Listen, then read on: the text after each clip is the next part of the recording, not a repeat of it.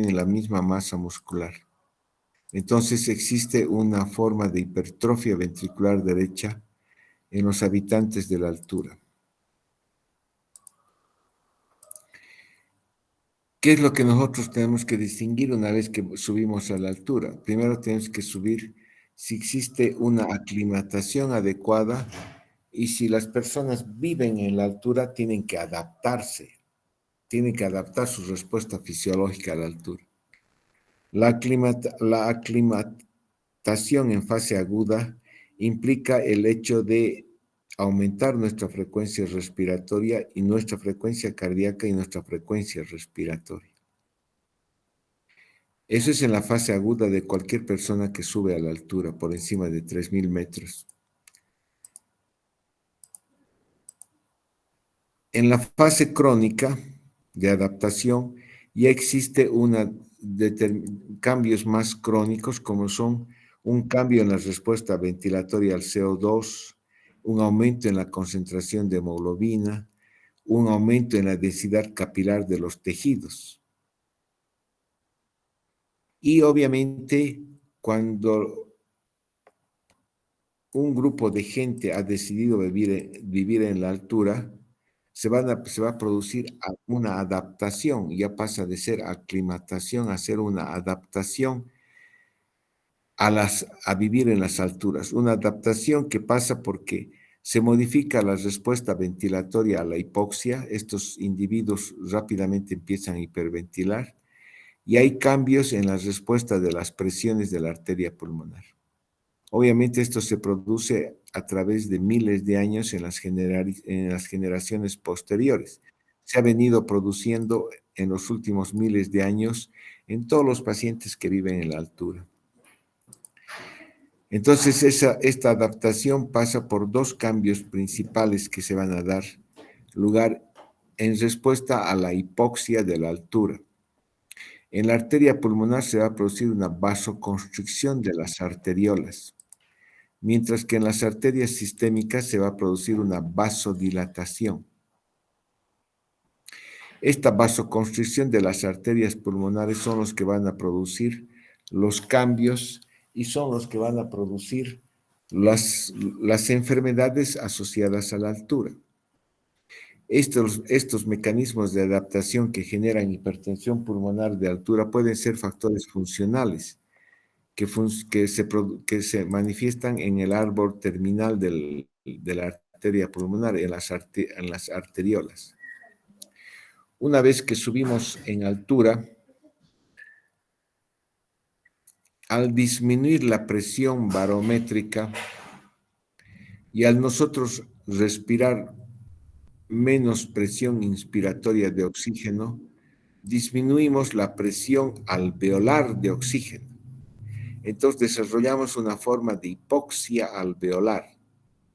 Se disminuye básicamente la presión alveolar de oxígeno y eso como respuesta va a producir una vasoconstricción pulmonar arteriolar hipóxica. O sea, las arteriolas que van a irrigar esa región del pulmón van a tener un fenómeno de vasoconstricción. Esa es una respuesta de la capa muscular lisa de las pequeñas arterias y arteriolas pulmonares. Entonces, la hipoxia alveolar va a producir una apertura de canales del calcio, del potasio, liberación del calcio citosólico. Todo esto va a producir una vasoconstricción de las capas musculares lisas. Va a producir contracción. Estos fenómenos son cambios funcionales, pero también se producen cambios estructurales que no van a cambiar. Estos cambios funcionales, por ejemplo, se dan cuando nosotros subimos súbitamente a la altura. Esos cambios se dan cuando subimos súbitamente a la altura y son cambios funcionales que pueden ser reversibles. Nosotros volvemos a lugares más bajos y esta vasoconstricción pulmonar arterial hipóxica se revierte. Pero también hay cambios estructurales que se presentan sobre todo en pacientes que tienen una residencia permanente en la altura, que viven en la altura. Estos cambios están dados por una hipertrofia arteriolar pulmonar producido por la hipoxia alveolar. Esto se manifiesta no solamente con una contracción, sino que aquí hay un engrosamiento de la capa de células musculares lisas, que va a producir una remodelación vascular pulmonar. Hemos visto que en las pequeñas arterias, persiste el grueso estrato muscular y en las arteriolas hay un proceso de neomuscularización. Neomuscularización. Entonces nosotros vemos que en la altura hay una gruesa capa de células musculares lisas que va a disminuir el lumen de las arterias y esto va a aumentar la resistencia vascular. Y en las arteriolas, en vez de que exista un endotelio y lámina elástica únicas que se han unido, en las arteriolas persiste una muscularización de la capa media. Entonces esto también reduce el grosor de las arterias. Y eso se va a manifestar por un proceso de neomuscularización. Estos cambios son estructurales, que no se dan porque ustedes van al alto y están una semana saludando a la entrada del gran poder, ¿no? Sino estos cambios se dan en personas que habitan en la altura. Y más aún, o sea, es un proceso de adaptación del ser humano a vivir en la altura. Es un proceso adaptativo a la hipoxia crónica. ¿Por qué se produce esta vascularización? Una teoría es de que se trata de desviar el flujo sanguíneo se trata de mejorar la perfusión a los vértices pulmonares. Recordemos que en condiciones normales los vértices pulmonares tienen una mayor ventilación que perfusión. Entonces, al producir esta hipertrofia del arteriolar pulmonar hipóxica, trata de llevar el flujo sanguíneo, mejorar la perfusión de los vértices pulmonares, que es donde mejor existe la ventilación. Indudablemente es un proceso adaptativo de evolución de las personas de aquellos grupos de personas que viven en la altura. Todos los pacientes que viven en Potosí y que han habitado Potosí durante toda su vida tienen estos cambios estructurales en sus arterias pulmonares. Entonces, cuando nosotros vamos a la altura, debemos distinguir ese proceso inicial de aclimatación que nosotros podemos tener. Eso pasa por hiperventilar, por aumentar la frecuencia cardíaca y por ende aumentar el gasto cardíaco. Hay una pérdida del volumen plasmático por una diuresis que se produce en la altura. Aumenta la concentración de 2,3-difosfoglicerato de los eritrocitos. Y obviamente si permanecemos 3 a 5 días empieza a concentrarse la sangre, empieza a generarse poliglobulia, que es más intensa después de las 2 primeras semanas. Estos fenómenos de aclimatación nos permiten tener una actividad relativa y normal cuando vamos a lugares en la altura. Entonces nosotros podemos procesos de aclimatación, de adaptación, que son incremento de la hemoglobina y de los glóbulos rojos circulantes. Hay una hemoconcentración en los primeros días por una contracción esplácnica. Hay un desvío de la sangre reservada de los tejidos nuevamente hacia la circulación. El aumento de la diuresis va a hacer que nosotros nos hemoconcentremos y tengamos un mayor contenido arterial de oxígeno. Hay una transpiración asociada a la hiperventilación. Estos fenómenos son fenómenos de aclimatación que suceden en la fase aguda. A largo plazo hay un incremento de la eritropoiesis por un factor inducido por la hipoxia, que induce la generación de eritropoyetina. El factor inducido por la hipoxia hace que yo tenga una mayor cantidad de eritropoyetina y desarrolle lo que se va a llamar la poliglobulia de la altura. Otro mecanismo adaptativo por los cuales las personas pueden vivir tranquilamente en Potosí o en lugares incluso más altos es la reserva capilar. Hay un aumento de la densidad de los capilares en los tejidos periféricos, sobre todo en el miocardio y en los músculos, producido por fenómenos mediados por el óxido nítrico y adenosina que van a producir una vasodilatación periférica. Eso va a mejorar la perfusión de los tejidos y va a tolerar por lo menos que podamos caminar en el Prado de Potosí. Hay un mayor tiempo de apertura de los capilares, lo que permite que el flujo sanguíneo hacia los tejidos mejore. Y obviamente en pacientes que deciden residir en Potosí va a haber una angiogénesis de nuevos capilares. Angiogénesis también producido por el factor inducido por la hipoxia. Obviamente todo esto va a hacer que exista un mayor flujo capilar que va a aumentar la capacidad de extracción tisular de oxígeno. Y eso nos va a permitir incluso poder jugar al fútbol en Potosí. Cambios en el equilibrio ácido-base.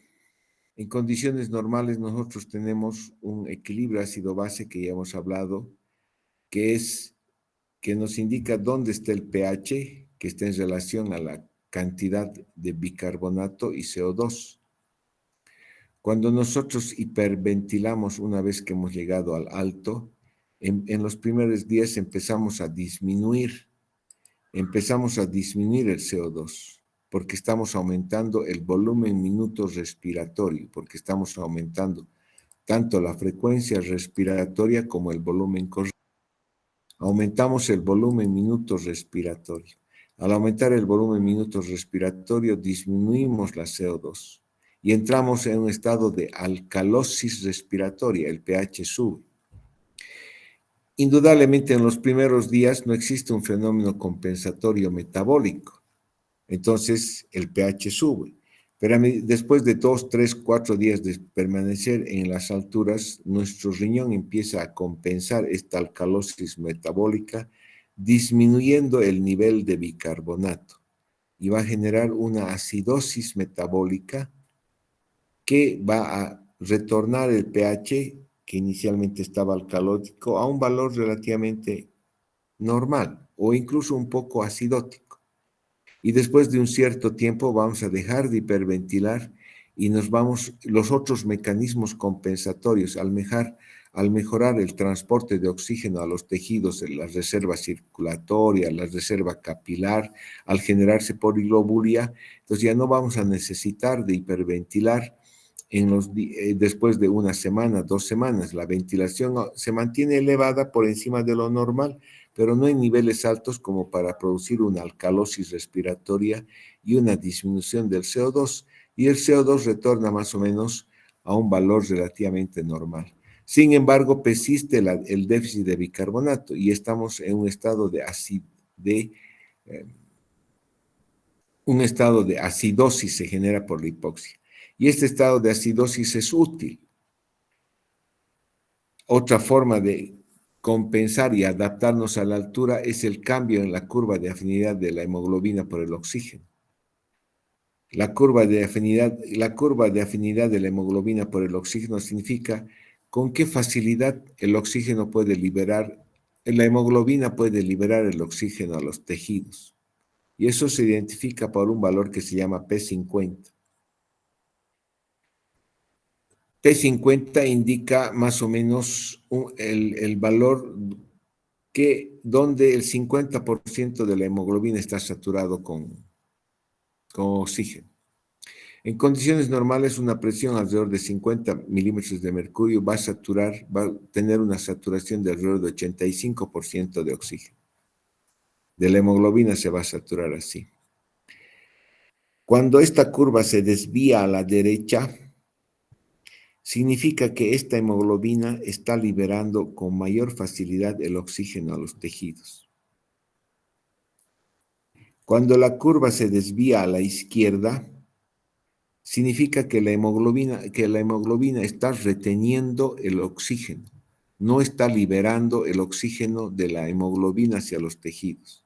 Indudablemente el desvío a la izquierda es una situación mala, porque lo que yo quiero es oxigenar a los tejidos, no es que quiera tener el oxígeno unido a la hemoglobina.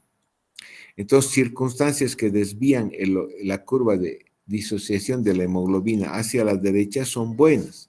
Esas circunstancias se dan cuando hay una acidosis moderada, cuando hay un aumento del 2,3-difosfoglicerato o hay un aumento de la temperatura. Entonces, en estas condiciones, la hemoglobina libera en forma más fácil el oxígeno hacia los tejidos. Y ese es un cambio adecuado que sucede en la altura, porque en la altura los glóbulos rojos tienen un contenido mayor del disfosfoglicerato y estamos en un estado de una acidosis moderada. Entonces, este cambio de la afinidad del oxígeno por la hemoglobina significa que hay un aumento de la afinidad a nivel alveolar, o sea, la hemoglobina capta con mayor facilidad la hemoglobina en los alvéolos, porque existe un aumento del 2,3-difosfoglicerato y también el efecto Aldane, que significa un mayor transporte de oxígeno de los alvéolos a la hemoglobina. Y a nivel periférico hay una disminución de la afinidad. Eso significa que la hemoglobina va a liberar con mayor facilidad el oxígeno hacia los tejidos, porque existe un cierto grado de acidificación tisular y obviamente este cambio en la curva de disociación de la hemoglobina también va a facilitar el aporte de oxígeno a los tejidos. Hay una reserva circulatoria. En los pacientes que viven en la altura tienen un mayor gasto cardíaco cuando están compensados porque aumenta la frecuencia cardíaca. Pero este aumento del gasto cardíaco a largo plazo puede producir una hipertrofia ventricular y mayor incidencia de presión arterial alta. Hay un aumento de la irrigación en los tejidos por una redistribución del flujo regional hacia los órganos más vitales, modificación de las cualidades reológicas de la sangre. Hay menor agregabilidad de los eritrocitos a nivel venoso, circulan más fácilmente y una mayor capacidad de deformación de los eritrocitos en la microcirculación. Todo eso hace que exista un mayor transporte de oxígeno hacia los tejidos, que es obviamente lo que permite realizar la actividad diaria, ¿no? Es importante saber que también el contenido arterial de oxígeno, que el rango normal es 10 a 20 ml por cada 100 ml de sangre, está en relación a la concentración de hemoglobina, directamente en relación a la concentración de la hemoglobina por una constante y por la saturación de oxígeno. Indudablemente los cambios hematológicos que suceden en la altura, que significa una poliglobulia, un aumento en el número de glóbulos rojos, también va a implicar un aumento en el contenido de hemoglobina. Al aumentar la cantidad de glóbulos rojos, va a aumentar la cantidad de hemoglobina y obviamente va a haber se va a mantener un adecuado contenido arterial de oxígeno, incluso en los límites superiores, porque va a aumentar la hemoglobina. Y eso va a mejorar el transporte de oxígeno hacia los tejidos. Hay alteraciones metabólicas, endocrinas que se producen en la altura, como el aumento de las catecolaminas que va a producir la taquicardia, el aumento del gasto cardíaco, el aumento de los corticoides, la hormona antidiurética que va a hacer que nosotros tengamos a veces retención hídrica, cambios en la hormona tiroidea, en el glucagón, en la insulina, y disminución de la aldosterona y de la renina. Esos son, la adaptación son cambios que permiten a las personas sobrevivir a la hipoxia. Adaptación que está dado que se genera poligloburia, que es más intensa después de las 2 semanas. Aumenta la capacidad de difusión del oxígeno a los tejidos, hay un aumento de la densidad capilar de todos los órganos, un mayor transporte de oxígeno.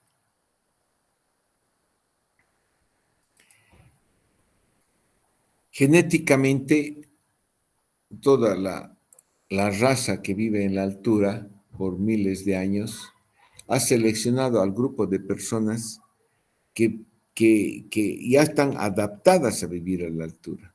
Hay cambios genéticos que permiten sobrellevar todos estos cambios fisiológicos que nosotros hemos visto y que obviamente pasan a ser irreversibles. ¿Qué es lo que pasa cuando hacemos ejercicio y llegamos a la altura y estamos en la altura? Indudablemente, en reposo, nosotros a nivel del mar tenemos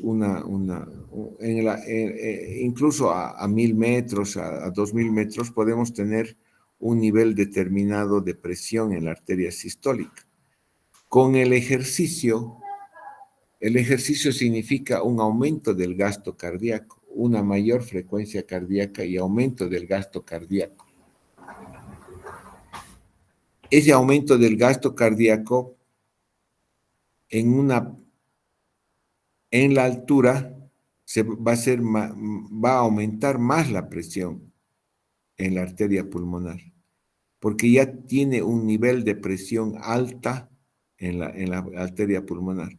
Si a eso se agrega que hay un mayor flujo cardíaco por un aumento del gasto cardíaco, obviamente la presión en la arteria pulmonar va a aumentar mucho más en proporción a la cantidad de gasto cardíaco que vaya a aumentar. Este aumento de la presión en la arteria pulmonar es la que limita nuestra capacidad para realizar ejercicio en la altura, porque el ventrículo derecho no es capaz, en personas que no estamos adaptadas a la altura, no es capaz de soportar este aumento de presión en la arteria pulmonar. Y empieza a fallar. Y si falla el ventrículo derecho, indudablemente hay menor gasto cardíaco. Y esto está demostrado en los cambios que sucede en el ejercicio, comparando los nativos de la altura a 4.500 metros de los residentes a nivel del mar. El índice cardíaco, por ejemplo, en los dos aumenta. Con el ejercicio, obviamente, aumenta el índice cardíaco porque aumenta la frecuencia cardíaca. En la altura aumenta en proporciones más o menos iguales. Pero este aumento del gasto cardíaco a nivel del mar no implica un cambio sustancial de la presión en la arteria pulmonar. Ha cambiado de 12 a 18 milímetros de mercurio. Lo que no es un cambio sustancial. Y obviamente le permite al ventrículo derecho todavía vencer esta presión alta durante el ejercicio y mantener un gasto cardíaco. Y la persona hace ejercicio.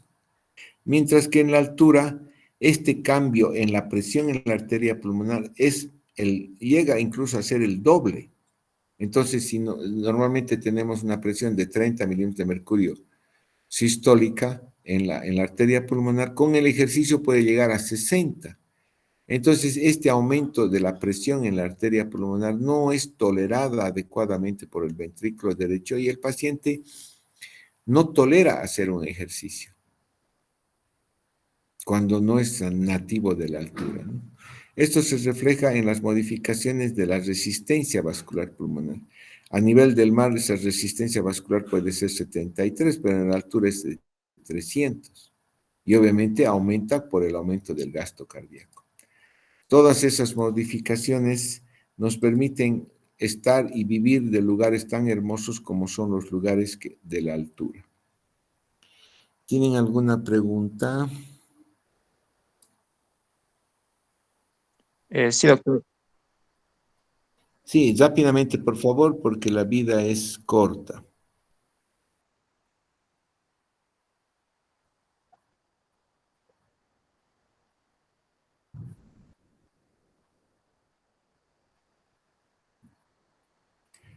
Indudablemente, estos cambios fisiológicos que se producen en la altura, estos cambios fisiológicos que se van a producir en la altura, con aumento de la presión en la arteria pulmonar, van a dar lugar a cambios estructurales de las arterias pulmonares y con consecuencia, como vamos a ver en el siguiente tema, de alteraciones de presión, de aumento de presión en la arteria pulmonar y eso va a originar una falla cardíaca.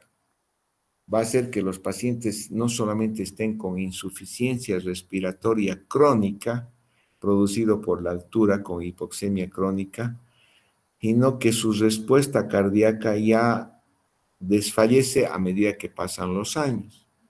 Entonces esos pacientes entran en una insuficiencia cardíaca, sobre todo derecha, lo que obliga a que estas personas tengan que trasladarse a niveles más bajos. Sí, los cambios en la altura son los que van a originar este, este, esta recomendación médica de moverse hacia lugares más bajos. ¿Tienen alguna otra pregunta? Entonces, para nosotros poder gozar de lugares tan hermosos como son los que existen en la altura, tenemos que adaptarnos, aclimatizarnos, porque de lo contrario nosotros podemos sufrir enfermedades, sobre todo si son personas del llano o nivel del mar que deciden subir a la altura para gozar de estos espacios tan hermosos, pueden sufrir enfermedades que se llama el mal de montaña agudo, que puede ser un cuadro benigno o en su forma más grave, es que incluso se asocia con una mortalidad alta, el edema pulmonar de altura o el edema cerebral de altura. Estos trastornos se generan porque a medida que subimos en la altura, se produce una hipoxia hipovárica. Hipoxia hipovárica, hipoxia alveolar hipovárica. Hipovárica es porque disminuye la presión barométrica. Y se da sobre todo en lugares cuando llegamos a niveles por encima de los 3.500 metros sobre el nivel del mar. Y está en relación a la altura a la que llegamos. Cuanto más alto aumenta el riesgo de las enfermedades por la altura, la rapidez con la que subimos y el tiempo en que estamos allá. Obviamente este mal de altura no se da frecuentemente en personas que habitualmente residen en la altura. Hay multitud, Potosí está a 4.000 metros sobre el nivel del mar y tenemos una ciudad grande como es la Villa Imperial de Potosí, donde hay miles de habitantes que normalmente viven en Potosí y están a 4.000 metros sobre el nivel del mar. Todo ese grupo de personas han sufrido procesos de adaptación que les permite vivir y hacer su vida diaria en Potosí. Estos problemas de mal de altura se generan sobre todo en personas de llano que suben en forma rápida hacia niveles de altura, por encima de 3.500 metros. Hay que distinguir lo que es la hipoxia aguda, que se da por una descompresión súbita. Por ejemplo, cuando nosotros estamos en los aviones y se produce una descompresión súbita, que va a producir sobre todo alteraciones del sistema nervioso central y que incluso puede llevar a la muerte, del mal de montaña agudo, que puede darse en personas que van hasta un 75% de las personas que suben a 4.500 metros de nivel del mar.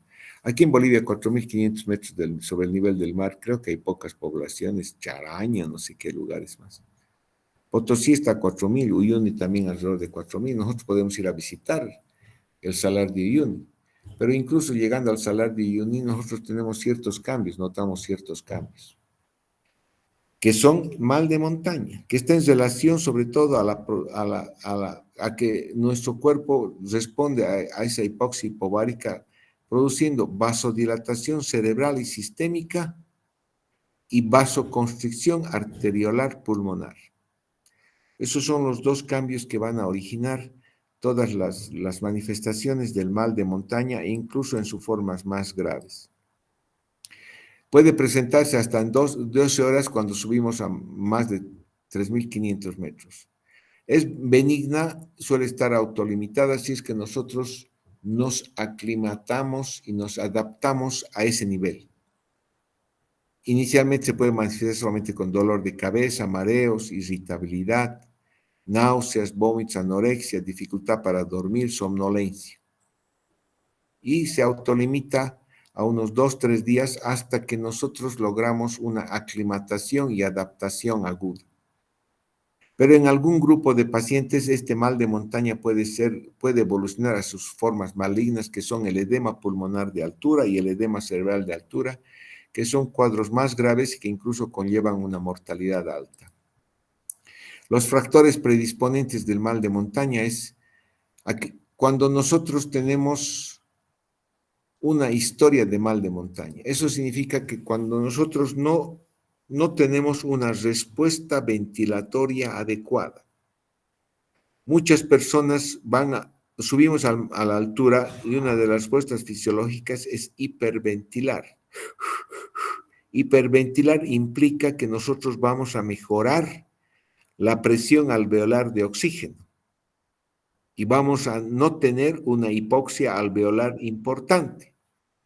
Mientras que hay un grupo de personas que no tiene esa capacidad de respuesta ventilatoria hipóxica. Y en ese grupo de personas se va a producir un mal de montaña, o sea, tienen una historia de mal de montaña previo. Cuando hay un ascenso rápido de más de 500 metros por día, por encima de los 2.500 metros sobre el nivel del mar, puede producirse un mal de montaña. Cuando no se realiza una aclimatación previa, cuando encima de no hacer esto, empezamos a hacer ejercicio intenso los primeros días. Al hacer ejercicio intenso, lo primero que estamos haciendo es aumentar el gasto cardíaco. Y al aumentar el gasto cardíaco, estamos aumentando más la presión en la arteria pulmonar porque hay un mayor volumen que circula por las arterias pulmonares. La ingesta de alcohol y sedantes. Estos fármacos, tanto el alcohol como los sedantes, disminuyen la respuesta ventilatoria hipóxica. O sea, una persona que está en la altura y encima se toma un diazepam, respira menos. Al respirar menos, entonces se acentúa la hipoxia alveolar. Hay menor presión alveolar de oxígeno. Y esa es la clave que va a originar todos los cambios a nivel de las arterias y arteriolas pulmonares. Se presenta más en mujeres jóvenes con obesidad, con historia de migraña. Este mal de montaña es más acentuado después de los 3.000 metros. Obviamente a los 4.500 metros, el porcentaje de probabilidad de tener mal de montaña puede llegar casi al 80%. Los mecanismos son un aumento del flujo sanguíneo cerebral y una vasoconstricción arteriolar pulmonar hipóxica. El aumento del flujo sanguíneo cerebral se da porque existe hipoxia. La hipoxia alveolar va a producir hipoxemia y la hipoxemia va a producir vasodilatación cerebral de las arteriolas cerebrales. Y al mismo tiempo va a haber zonas con vasoconstricción producidas por la hipocapnia que se asocia por la hiperventilación de la altura. La combinación de estos dos fenómenos,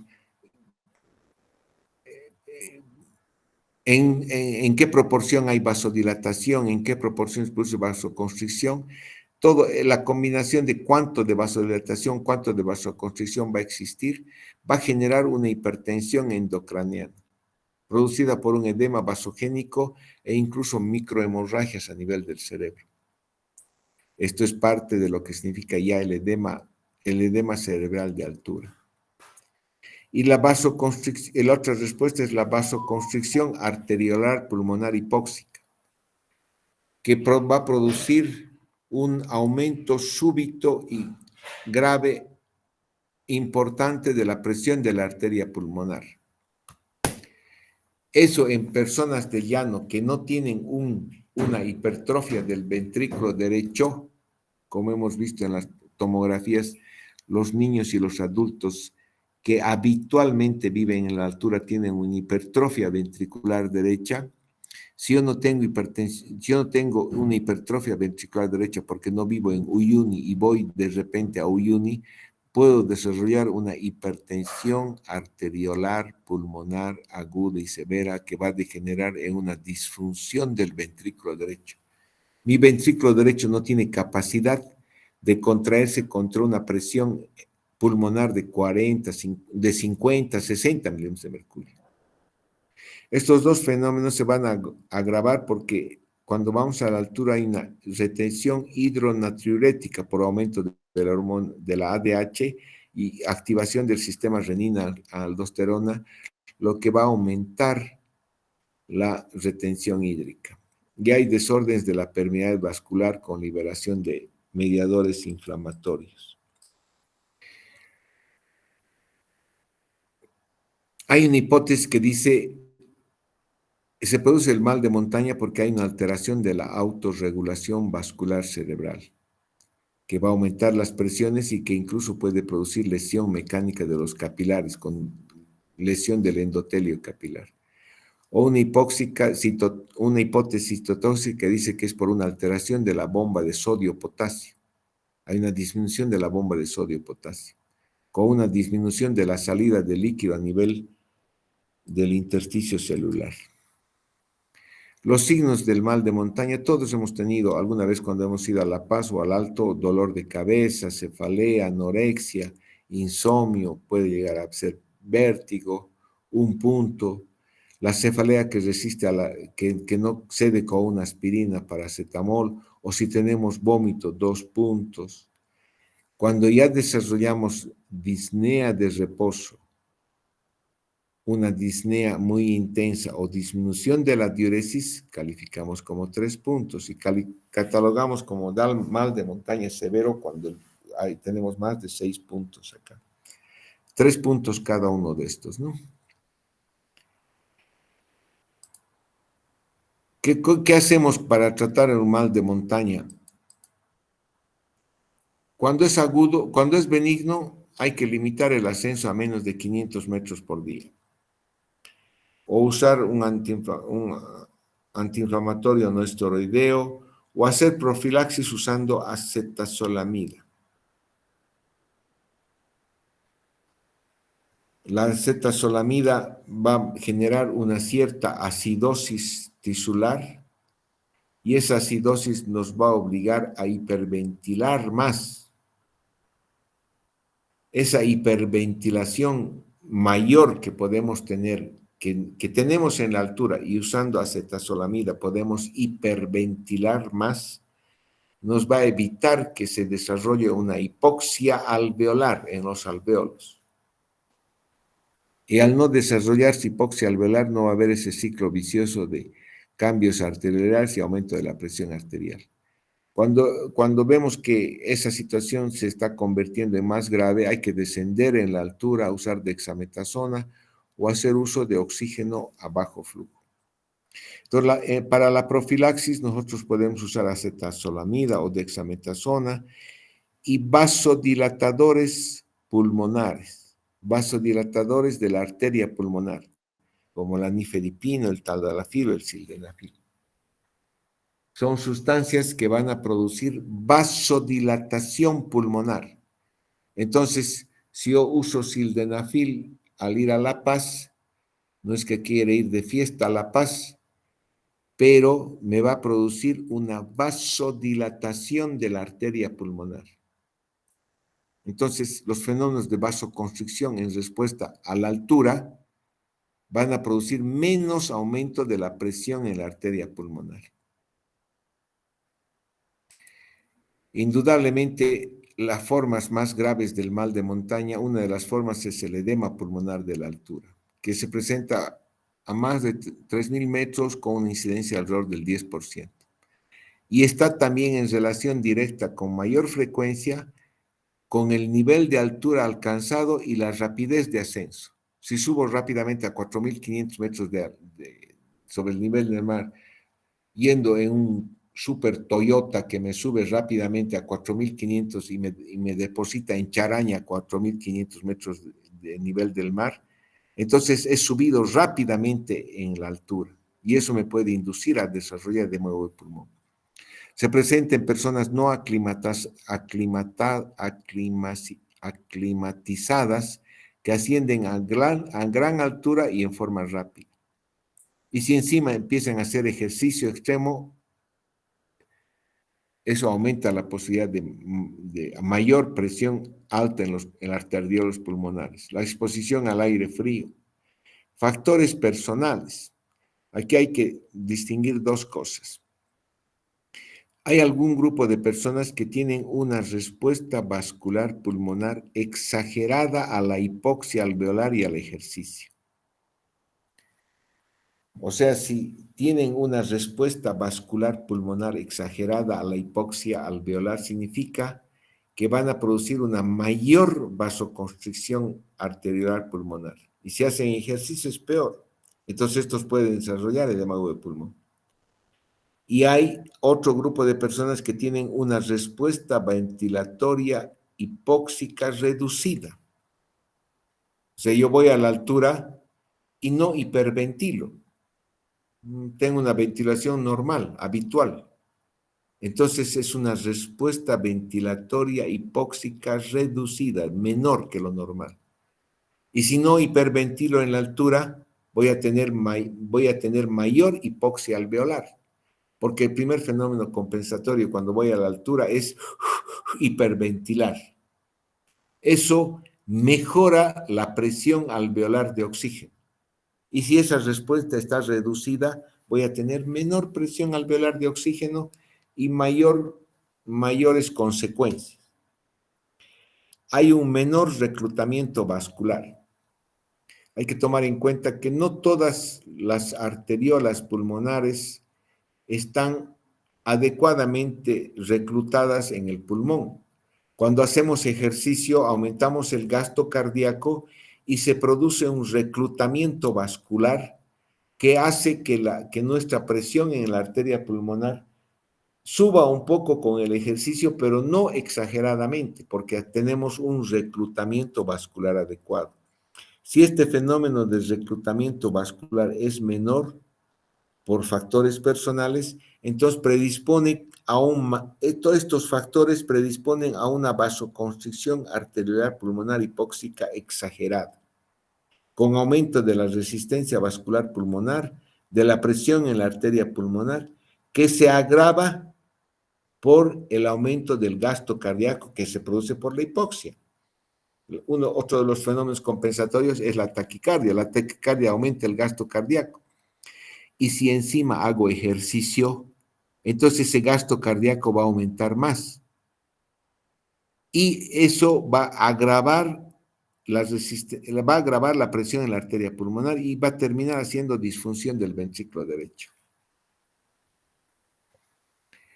Se produce un edema pulmonar no cardiogénico y no inflamatorio. El otro día hemos hablado del distrés respiratorio, que es un edema pulmonar inflamatorio. El edema pulmonar cardiogénico es secundario a enfermedades cardíacas. Este edema pulmonar no es cardiogénico y tampoco es inflamatorio. No hay un proceso inflamatorio pulmonar.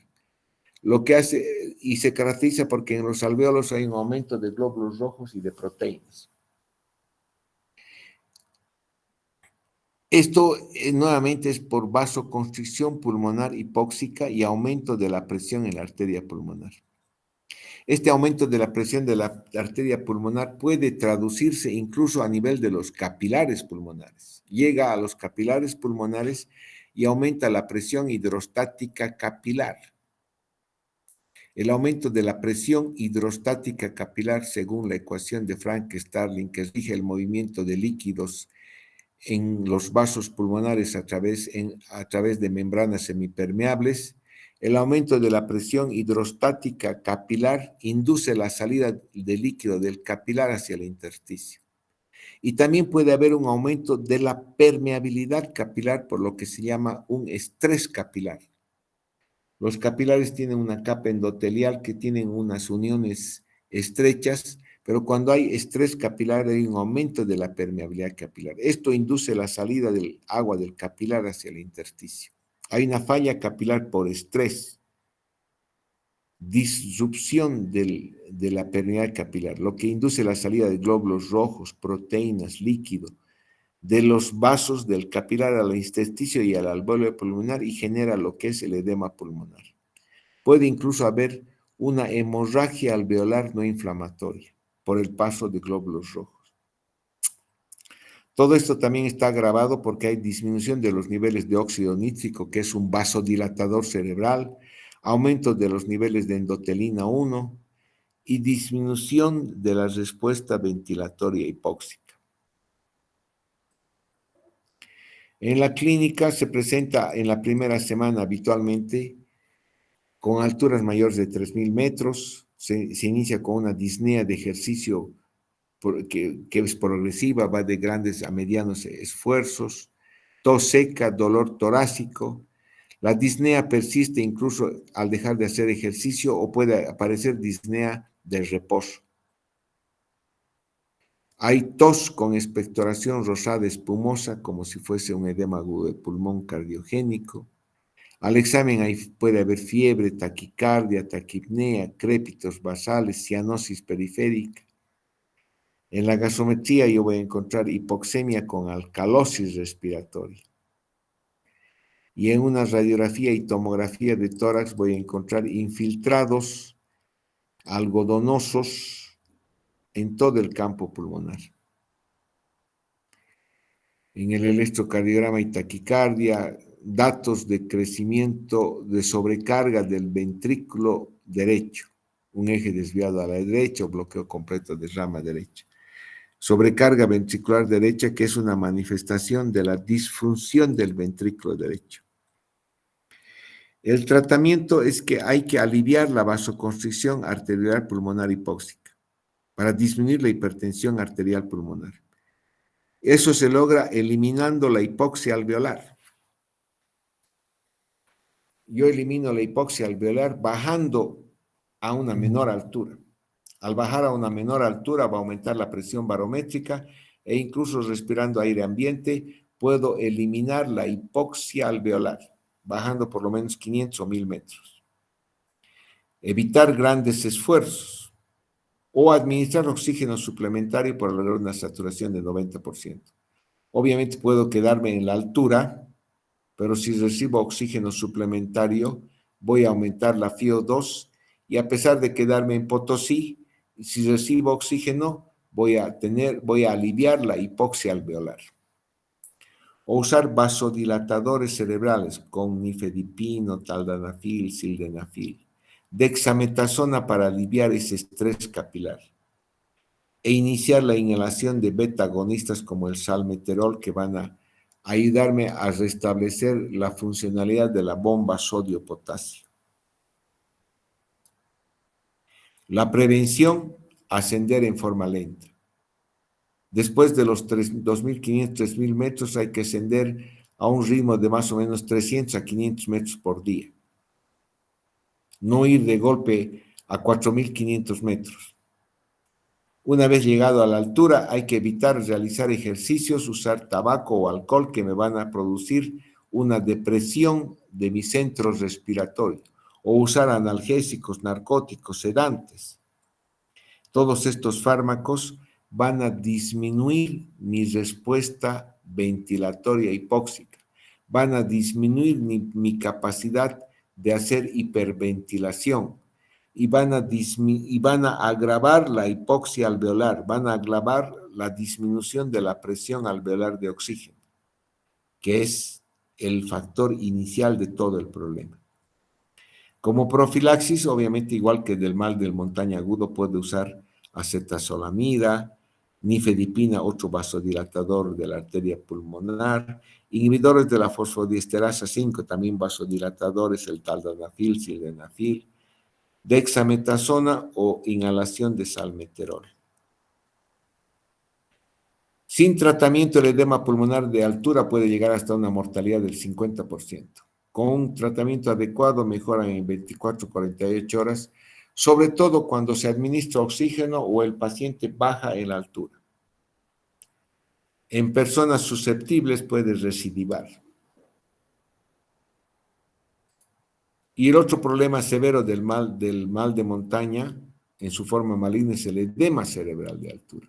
que se presenta a alturas mayores, 4.500, 5.000 metros.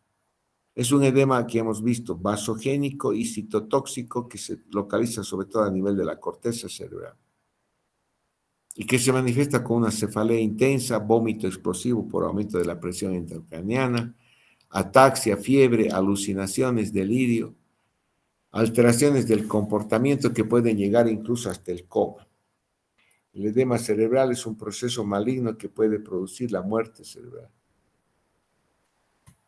El tratamiento hay que descender en forma rápida, usar cámaras hiperbáricas, administrar oxígeno y dar dexametasona. Hay una película linda de esto sobre el edema cerebral que es de unas personas que sufrieron un accidente en su ascenso al Everest, que se llama Abismo, y se nota cómo entre dos personas se están peleando por la dexametasona, porque es una forma de tratar tanto el edema cerebral como el edema pulmonar de altura, la administración de dexametasona. Indudablemente, lo adecuado es descender en forma urgente. El edema cerebral de altura sin tratamiento adecuado puede tener una mortalidad cercana al 100%. Y hay alteraciones crónicas de altura en personas que no es que suban, no es personas de llano que suben a la altura, sino son personas que viven en la altura. Característicamente pueden tener retención hídrica con edema periférico, retinopatía porque aumenta la cantidad de los vasos, de los capilares, y el mal de montaña crónico que se llama la enfermedad de Monge, que es lo que la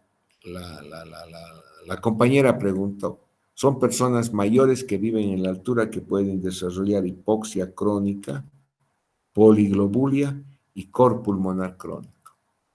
Indudablemente la hipoxia crónica y el cor pulmonar crónico son indicativos de tener que administrar oxígeno en forma permanente si decidimos quedarnos en la altura, o son indicativos de bajar de la altura a niveles más bajos, bajar de La Paz a Cochabamba, de La Paz a Santa Cruz, de Potosí a Cochabamba, de Oruro a Cochabamba, de Oruro a Santa Cruz. Mal de montaña crónico. Entonces hemos visto que para gozar de estos paisajes nosotros tenemos que tener ciertos cuidados cuando somos ajenos a la altura.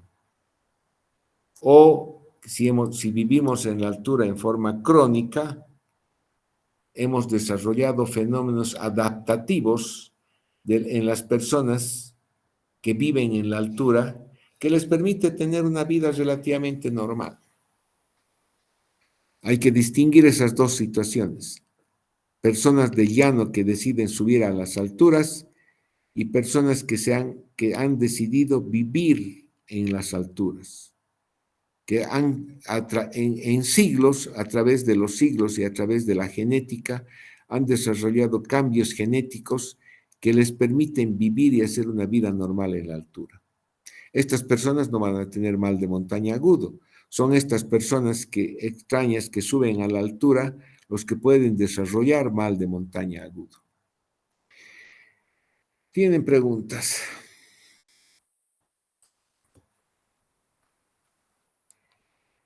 No hay preguntas.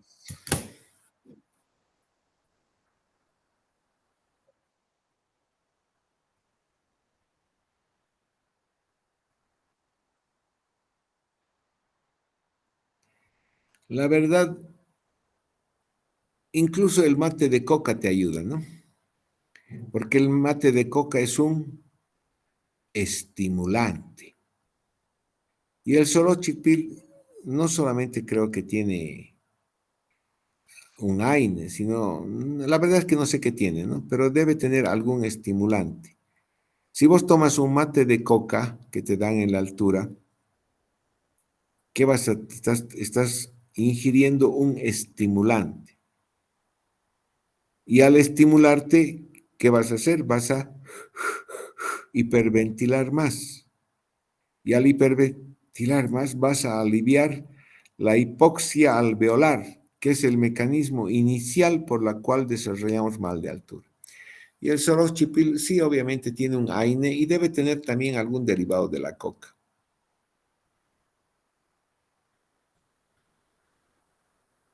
Doctor, buenas noches. Amigo, sí, amigo. Doctor, disculpe. Entonces, en los periodos de aclimatación que usted mencionó, usted dijo que generalmente nos vamos a aclimatar entre 2, 3 días. En caso de que se haga montañismo, entonces lo aconsejable es quedarse periodos tan largos, así para ir subiendo, Obviamente, póngase, si decides subir al Everest, sí, si póngase, o sea, decides subir al Everest, si vos lees, ves esos documentales del ascenso al Everest, te vas a dar cuenta que el primer campo de reposo de los montañistas en el Everest está alrededor de 4.500 metros sobre el nivel del mar. Y ahí se quedan días aclimatándose. Y después suben al camp número 2, que está creo a 5.000 metros, y se vuelven a quedar otros días. Después suben a los 7.000 metros. Creo que hay 3 campos de aclimatación. Y desde el último campo, del campo de aclimatación, recién el último día suben hasta los 8.800 metros, que significa el Everest. Si vos quieres hacer montañismo hasta los 3.000 metros, 4.000 metros, que es Potosí, puedes hacerlo sin mayor problema. Después por encima de los 4.500 metros, deberías tener un periodo de aclimatación o hacer uso de profilácticos, como la acetazolamida, como el nifedipino, como los inhibidores de la fosfodiesterasa, o inhaladores como el salmeterol, beta-adrenérgicos de acción prolongada. Si es que no tienes la intención de hacer una aclimatación, si quieres subir por encima de los 4.500 metros del nivel del mar. gracias, doctor. Ahora, si vas a Potosí, no hay ningún problema. Potosí son 4.000 metros. Igual puedes tener mal de montaña. Muchas personas que llegan a Potosí, lo primero que tienen es dolor de cabeza. Y estamos teniendo una respuesta adaptativa a esa altura. Y te das la vuelta a tu lado en el restaurante, puede estar un potosino bien tranquilo, haciendo su vida completamente normal. Y comience feliz el tinku potosino. Y vos estás y con tu dolor de cabeza. Ese potosino que ha vivido 40 años en Potosí, ha nacido en Potosí y ha sufrido un proceso de adaptación fisiológica de su cuerpo o incluso de sus genes. Puede que su tatarabuelo, que vivía en Potosí desde hace 200 años, ya ha desarrollado genes que le permite adaptarse a esa altura. Por eso hay un proceso de adaptación y hay pueblos que viven en la altura, ¿no? ¿Alguna pregunta más? Ya nos vemos el lunes, amigos. Hasta luego, que les vaya bien. Hasta luego, doctor.